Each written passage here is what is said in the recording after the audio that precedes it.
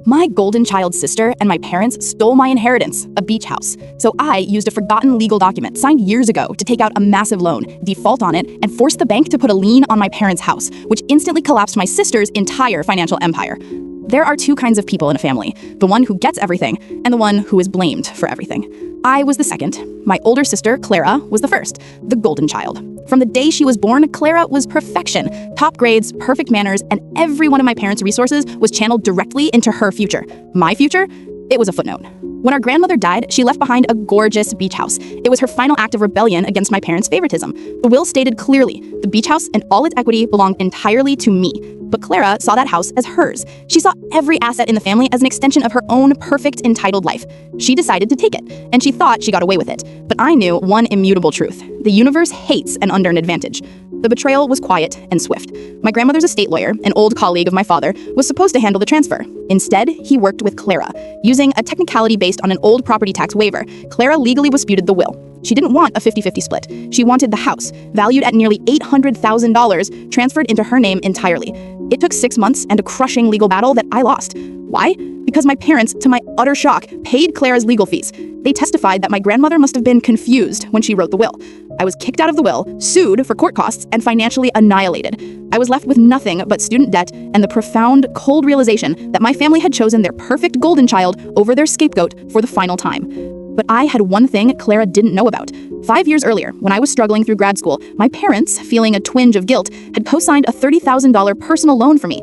I paid it off quietly, completely, 2 years later. The loan was gone. But the bank documents, specifically the parental guarantee form, were still filed deep in my storage unit. I didn't pursue justice through the courts again. That system was too expensive, too corruptible. I pursued justice through financial patience. I learned that Clara and her husband were about to close on a massive investment, a third rental property. They needed every penny of liquidity. They were leveraged to the absolute maximum. They were confident, entitled. This was the perfect moment. I pulled out that dusty parental guarantee form. My parents had co-signed on my paid-off $30,000 loan, but the form contained a single, small clause that was a legal ticking time bomb. It linked their co-signature liability to any and all subsequent loans or extensions taken out by the co-signer, me, for a period of 10 years. I walked into a small local credit union. I took out a new, massive, high-interest personal loan, $150,000. I used the original, still legally valid parental guarantee form as collateral. The bank approved it instantly. My parents didn't know. They didn't have to know. Yet. I waited exactly 3 weeks. The day Clara's final property deal was set to close, I executed the final task. I defaulted on the $150,000 loan. The credit union, unable to recover the money from me, immediately executed the parental guarantee. They served my parents with a demand letter, placing a mandatory lien on their primary residence to recover the $150,000. The timing was perfect. My parents, suddenly facing the foreclosure of their own house, were thrown into complete financial disarray.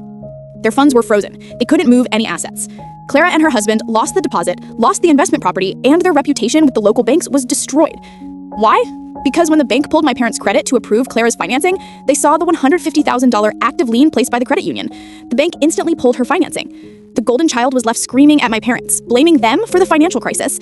They had shielded her from every consequence her entire life, only to have their own security destroyed because of the one form they signed to help the scapegoat. I cleared the original $30,000 debt years ago. I only used the form to prove a point that you cannot escape the consequences of your choices or the choices of those you protect.